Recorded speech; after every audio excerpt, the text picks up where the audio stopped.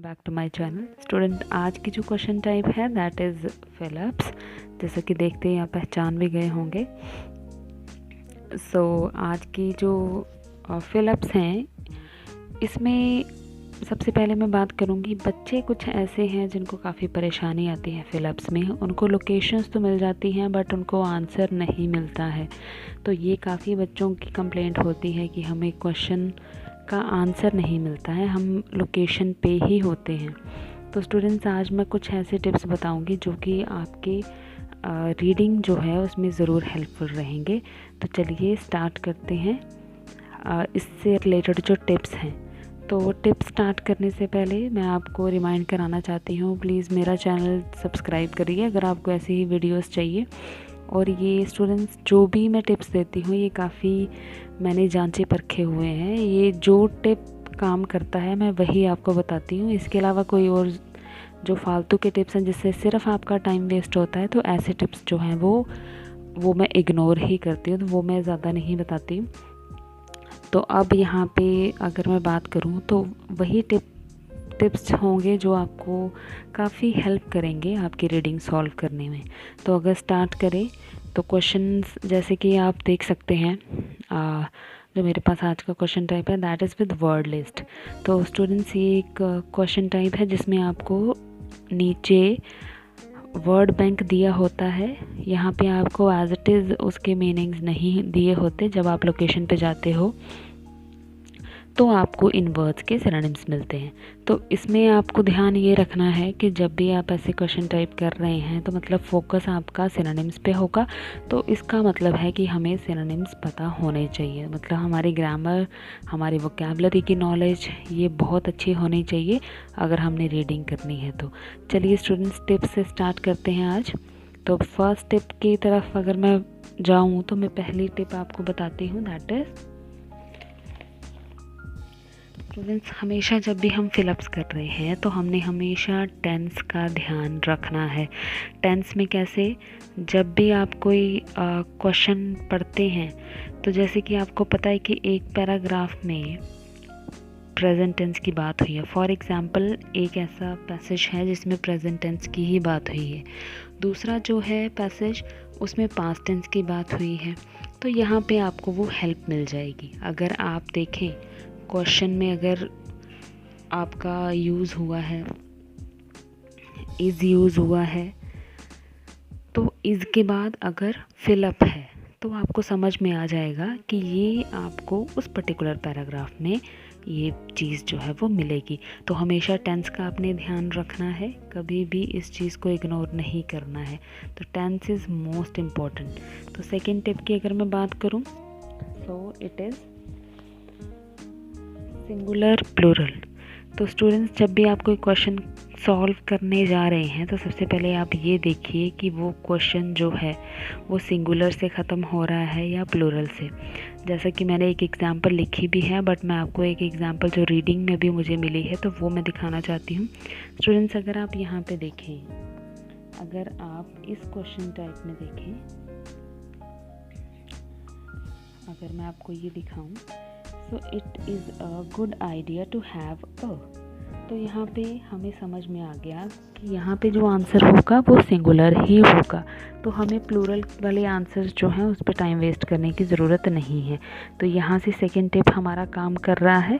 तो स्टूडेंट, ये चीज़ भी बहुत इम्पॉर्टेंट है, आपको ध्यान में रखना है कि वो सिंगुलर है या प्लूरल है। तो चलिए थर्ड टिप बताती हूँ आपको। थर्ड टिप में स्टूडेंट्स मैंने एक और चीज़ नोटिस की है, जैसे कि हमारे पास कई ऐसे ऑप्शंस होते हैं। जैसे फॉर एग्जांपल हमारी रीडिंग में कोई 2 कंट्रीज़ के नेम गिवन हैं, तो हमेशा हमें एंड के साथ फिलअप्स होती हैं। एंड वहाँ पे गिवन होता है और आसपास हमें फिलअप्स होती हैं। तो हमारे पास एक चीज़ ज़रूर दी होती है, जैसे मैंने यूएसए लिखा हुआ है, मतलब ये ऑलरेडी अवेलेबल ऑप्शंस में से मैंने एग्जांपल उठाई है।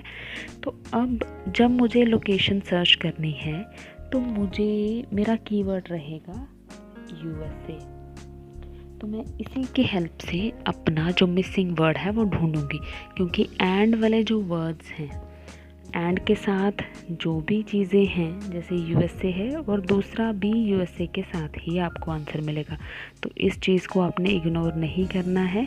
अगर आप एंड के साथ एक चीज़ आपको गिवन है तो दूसरी भी उसके साथ ही मिलेगी। तो ये चीज़ एक कंफर्म हो गई। चलिए फोर्थ टिप की तरफ चलते हैं। इसमें स्टूडेंट्स मैंने और की एग्जांपल दी है। तो जैसे कि मैंने एंड के लिए बोला कि अगर आप एंड की बात करते हैं तो एंड वहाँ पे आपको ऑलरेडी गिवन और एक कीवर्ड आपको वहाँ दिया हुआ है। वैसे ही और के साथ भी है। अगर आपको और दिया हुआ है और एक वर्ड आपको दिया, तो इसका मतलब और के साथ जो गिवन वर्ड है, जैसे राजू है तो राजू के साथ ही आपको दूसरा वर्ड जो है वो मिलेगा। तो इस चीज़ को हमेशा ध्यान में रखना है। इसके बाद अगर मैं नेक्स्ट टिप की बात करूं, हमेशा स्टूडेंट्स अगर आपको फिलअप्स में कंपैरिजन दिया हुआ है तो आपने टेक्स्ट में जो आपका पैसेज है उसमें आपने देखना है कि, क्योंकि कंपैरिजन सिर्फ एक जगह पे होता है या फिर दो जगह पे हो सकता है, कंपैरिजन वाली लोकेशंस आपको अंडरलाइन कर लेनी है जब आप रीडिंग स्टार्ट करते हैं। कंपैरिजन जो है वो सिर्फ एक ही बार हुआ होता है या फिर दो बार हो सकता है। तो कंपैरिजन कहाँ हुआ है ये भी आपको अंडरलाइन ज़रूर करना है। इसके बाद स्टूडेंट्स, अगर मेरा क्वेश्चन जो है वो एन से ख़त्म हो रहा है, तो मतलब एन के बाद अगर फिलअप है तो मतलब मेरे आंसर में वॉवल्स ही होंगे, जैसे ए ई आई ओ यू। तो अगर मेरा एन के साथ जैसे एन है तो फिलअप में मैंने लोकेट अगर किया आंसर टेक्स्ट से तो वहाँ पे आंसर है एन एमरजेंसी। तो यहाँ पे बी के साथ कुछ नहीं आ सकता, सी के साथ कुछ नहीं आ सकता, डी के साथ कुछ नहीं आ सकता। तो इस तरीके से कॉन्सोनेंट्स नहीं आएंगे। अगर मैं देखूँ तो एन के साथ सिर्फ वॉवेल्स में आंसर आएगा। तो लोकेशन आप ढूंढ के जो भी आपको वर्ड वॉवेल में मिलता है वो झट से आप आंसर लगा दें। अब नेक्स्ट देखते हैं। नेक्स्ट ए की तरफ है। जैसे ए के बाद आपको फिलअप दी होती है तो आपको पता होता है कि यहाँ पे सिर्फ कॉन्सोनेंट्स आएंगे, यहाँ पे वॉवेल्स नहीं आएंगे और चीज़ भी सिंगुलर। इसमें अगर मैं आपको एग्जांपल बताऊं जो मैंने अभी बताई थी आपको, उसमें आप अगेन देख सकते हैं ए के साथ सेंटेंस ख़त्म हो रहा है।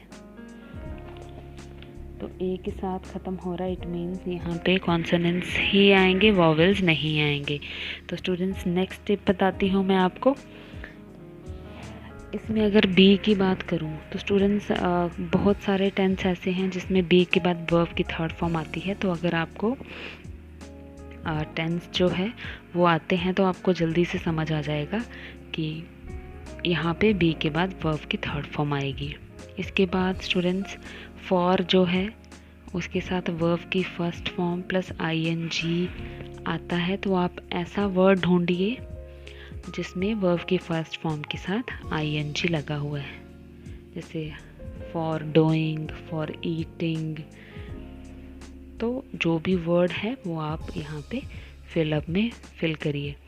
इसके बाद अगर विल की बात करूँ तो हमेशा वर्ब की फर्स्ट फॉर्म ही आएगी विल के बाद। अगर आप अपनी लोकेशन पे पहुँच चुके हैं और आपको थर्ड फॉर्म में सारे आंसर्स मिल रहे हैं और एक ही आंसर है जो फर्स्ट फॉर्म में है, जैसे गो, वेंट, गॉन, 3 फॉर्म्स होगी। तो मतलब यहाँ पे गो आपको ढूंढना है क्योंकि विल के बाद हमेशा गो ही आएगा। तो इसके बाद जो है स्टूडेंट्स हमेशा हमने फुल स्टॉप का ध्यान रखना है। कई बार हम फुल स्टॉप को इग्नोर करते हैं और हमारे आंसर्स जो हैं वो गलत हो जाते हैं। कई ऐसे क्वेश्चंस हैं अगर हम फुल स्टॉप को इग्नोर करते हैं तो वो सेंटेंस जो है वो मिक्स होके एक नई चीज़ बन जाता है। हमेशा आपने देखना है कि कैपिटल लेटर कहाँ से स्टार्ट हुआ है और फुल स्टॉप कहाँ पे है। इसी की एक एग्जांपल मैं आपको शो करना चाहती हूँ। स्टूडेंट्स अगर आप यहाँ पे देखें, people often associate writing with dash but. अब यहाँ पे अगर मैं फुल स्टॉप इग्नोर करती हूँ और कैपिटल बी इग्नोर करती हूँ तो मेरा सेंटेंस जो है वो कुछ और ही बन जाएगा। तो अगेन अगर मुझे ये फुल स्टॉप को देखना है, मुझे इसको भी साथ में लेके चलना है, तभी मेरी रीडिंग जो है वो सही जाएगी। मुझे हर चीज़ को ध्यान में रखते हुए आगे चलना है, क्योंकि रीडिंग सिर्फ आपको पज़ल करने के लिए दी होती है। अगर आप पज़ल हो जाते हैं स्टूडेंट्स, तो यही आपका लॉस होगा। अब देखते हैं नेक्स्ट क्या है। नेक्स्ट है 2। तो स्टूडेंट्स जो 12th टिप है आपका 2 जो है, अगर आपको 2 के बाद फिलअप मिलती है तो इसका मतलब वहाँ पे वर्ब की फर्स्ट फॉर्म ही आएगी। तो यहाँ पे आपने ध्यान रखना है। स्टूडेंट्स ये कुछ टिप्स थे जो आपके फिलअप्स में काम आएंगे। आप आई होप आपने इसे नोट कर लिया होगा, तो जब भी आप नेक्स्ट टाइम कोई भी फिलअप करेंगे तो आप इनको ज़रूर ट्राई करेंगे। स्टूडेंट्स सारे के सारे टिप्स बहुत ही काम के हैं। अगर आप इनको एक्सपेरिमेंट करें अपनी रीडिंग में तो काफ़ी बेनिफिट भी आपको मिलेगा। तो आप ये चीज़ ज़रूर करिए, आपको ज़रूर हेल्प होगी। तो स्टूडेंट्स अगर आपको कोई अभी भी प्रॉब्लम है तो प्लीज़ मुझे बताइए। मुझे कमेंट बॉक्स में आप मैसेज कर सकते हैं, आप वहाँ पे बता सकते हैं मुझे आपकी जो भी प्रॉब्लम है, आप वहाँ पे कमेंट करके मुझे पूछ सकते हैं। और प्लीज़ आपके जो फ्रेंड्स आइल्स कर रहे हैं उनको मेरा चैनल ज़रूर शेयर करिए। Thank you so much guys.